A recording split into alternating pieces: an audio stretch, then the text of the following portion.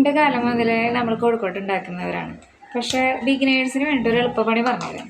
നമ്മൾ ചുക്കും ജീരകം ഏലക്കായും കൂടി പൊടിച്ച് നമ്മൾ തേങ്ങയിലേക്ക് ചേർക്കുമല്ലോ. സാധാരണ നമ്മൾ വിളയിക്കലാണ് പതിവ്. അതിൽ എളുപ്പപ്പണിയായിട്ട് പണ്ട് നമ്മൾ പഞ്ചസാര കൊണ്ട് ഉണ്ടാക്കാറില്ലേ, അതിന് പകരം നമുക്കിപ്പോൾ കടയിൽ ജാഗറി പൗഡർ അവൈലബിളാണ്. ഇതാണ് ജാഗറി പൗഡർ.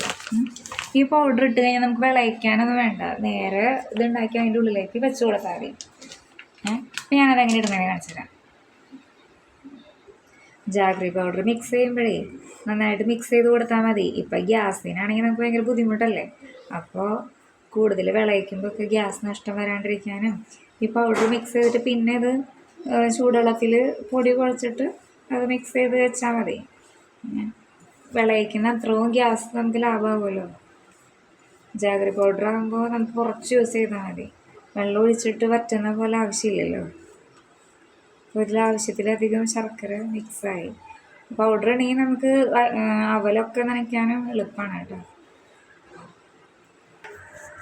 അപ്പോൾ ഇനി ഫൈനലായിട്ടുള്ള ടച്ച് ഞാനെല്ലാം ഉണ്ടാക്കി കഴിയുമ്പോൾ അതിൻ്റെ ഇടാം കേട്ടോ. നമ്മൾ വിളയിക്കണ ഇത് ലാഭമായി.